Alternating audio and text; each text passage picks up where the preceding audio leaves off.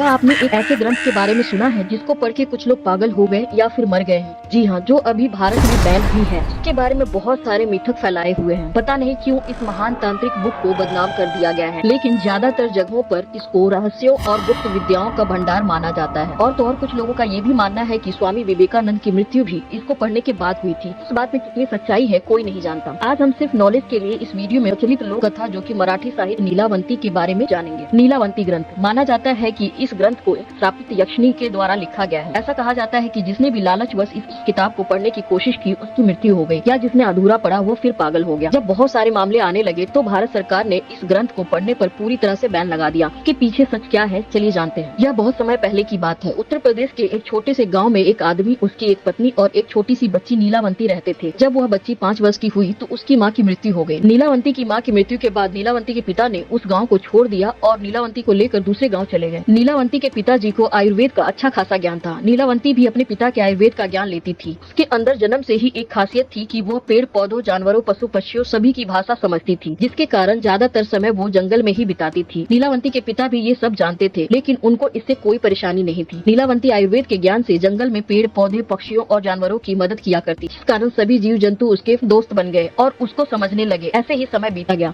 यही नहीं, नीलावंती के स्वप्न में शैतान भी आते थे और नीलावंती को जमीन के नीचे गड़े हुए धन दौलत के बारे में जानकारी देते थे, लेकिन उसके अंदर अच्छे संस्कार और लालच न होने के कारण वह सब कुछ जानते हुए भी ये धन दौलत जमीन के नीचे से खोद कर नहीं निकालती थी। नीलावंती की इस व्यवहार से सब खुश होकर जंगल के पेड़ पौधे और भूत प्रेत उससे बहुत सारे मंत्र और विद्याओं के बारे में बताते रहते, जिससे वो चमत्कारी शक्तियों की मालकिन बन जाती है, जिसके मदद से वो असंभव कार्य भी कर सकती है, जैसे पानी पर चलना, जमीन के अंदर गड़ी खजाने को देखना, किसी के मन की बात को आसानी से जान लेना। उसके लिए ये आम बातें हो गई थी। नीलावंती सारे ज्ञान की बातें जो पेड़ पौधे और शैतान जो भी मंत्र बताते थे वह पीपल के पत्ते से बनी किताब पर लिख लेती थी। जब नीलावंती 20 से 22 वर्ष की हो गई तब जो भूत प्रेत नीलावंती के स्वप्न में आते थे वो हकीकत में सामने आने लगे। कुछ समय बाद एक प्रेत से नीलावंती को पता चला कि वो एक श्रापित यक्षिणी है जो कि एक श्राप की वजह से इस दुनिया से बाहर नहीं निकल पा रही है। उसे अपनी दुनिया में जाना था। यह सब बात वो अपने पिताजी को बताती है। तब उसके पिताजी उससे कहते हैं कि बेटी, यदि तू इस दुनिया की नहीं है और किसी श्राप के कारण तू इस दुनिया में फंसी हुई है तो मैं तुझे नहीं रोकूंगा, अपनी मर्जी से यहाँ से जा सकती है। फिर नीलावंती उस गाँव को छोड़कर जाने लगी कि रास्ते में उसे एक व्यापारी मिलता है। तब नीलावंती उस व्यापारी से दूसरे गांव में जाने का रास्ता पूछती है, क्योंकि नीलावंती को एक अच्छी आत्मा ने बताया था कि यहाँ से 35 मील की दूरी पर तुम्हें एक गांव मिलेगा और उस गांव में तुम्हें एक बरगद का पेड़ मिलेगा। वहीं से तुम्हें अपनी दुनिया में जाने का रास्ता मिल सकता है। इसके अलावा तुम्हें अपने रक्त के साथ साथ पशु पक्षियों की भी बलि देनी होगी। इसी को ध्यान में रखते हुए वह नीलावंती उस व्यापारी से उस गाँव में चलने के लिए कहती है। वह व्यापारी नीलावंती को देख मोहित हो जाता है और कहता है कि मैं तुम्हें उस गाँव में छोड़ दूंगा, लेकिन बदले में तुम्हें मुझसे शादी करनी पड़ेगी। नीलावंती ने व्यापारी के सामने मुस्कुराते हुए कहा कि ठीक है, मुझे मंजूर है, लेकिन मेरी एक शर्त है कि रात के समय मैं तुम्हारे साथ नहीं रहूंगी। मैं कहाँ जाती हूँ, क्या करती हूँ, इसके बारे में मुझसे कुछ नहीं पूछोगे। व्यापारी ने कहा कि ठीक है, मुझे मंजूर है। उसके बाद वह व्यापारी नीलावंती को अपनी बैलगाड़ी में बिठाकर उस गाँव में ले गया। फिर शर्त के अनुसार नीलावंती ने उस व्यापारी से विवाह कर दिया। रात के समय नीलावंती प्रतिदिन बरगद के पेड़ के नीचे तंत्र मंत्र करने के लिए चली जाती थी। वहाँ पर वो अपना रक्त और पशु पक्षियों की बलि भी चढ़ाती थी। एक दिन रात के समय जब नीलावंती तंत्र मंत्र उस बरगद के पेड़ के नीचे कर रही थी, उसी समय उस गाँव के कुछ लोग नीलावंती को पशु पक्षियों की बलि देते हुए देख लेते हैं और उस व्यापारी को जाकर सारी घटना की जानकारी देते हैं। जब अगली रात को नीलावंती अपने समय के अनुसार रात में तंत्र साधना के लिए निकलती है तो उसके पीछे पीछे वह व्यापारी भी चला जाता है और नीलावंती को तंत्र साधना करते हुए देख लेता है। अगले दिन नीलावंती के स्वप्न में शैतान आता है और उससे बताता है कि नीलावंती, कल जब तुम तंत्र साधना के लिए बरगद के पेड़ के नीचे जाओगी, उसी समय बरगद के पेड़ के बगल से जो नदी बहती है उस नदी में तुम्हें एक लाश बहती हुई दिखाई देगी। उस लाश के गले में एक ताबीज होगा, तुम्हें उसे खोल लेना। गले से ताबीज को निकालने के बाद उसी नदी में तुम्हें एक नाव पर सवार आदमी मिलेगा। तुम्हें इस ताबीज को उस आदमी को दे देना है, वह तुम्हें दूसरी दुनिया के दरवाजे तक पहुँचाने में तुम्हारी मदद करेगा। उस शैतान ने नीलावंती से यह भी कहा कि तुम्हें अपनी दुनिया में वापस लौटने का सिर्फ यही एक ही चांस मिलेगा, दोबारा चांस तुम्हें नहीं मिलेगा। अगले दिन नीलावंती बहुत खुश हुई और रात के समय बरगद के पेड़ के नीचे चली गई। वह तंत्र साधना करके अपनी रक्त की तथा पशु पक्षी की बलि दे ही रही थी कि उसे नदी के किनारे एक लाश बहती हुई दिखाई देती है। नीलावंती उस लाश के पास आती है और उसके गले से बंधे हुए ताबीज को निकालने की कोशिश करती है। उसी समय वहाँ पर व्यापारी भी आ गया जो अपनी शैतानी रूप में आ गया था। उसने अपना असली रूप सभी से छुपा रखा था। वह ताबीज की पहली गांठ खोल पाई थी,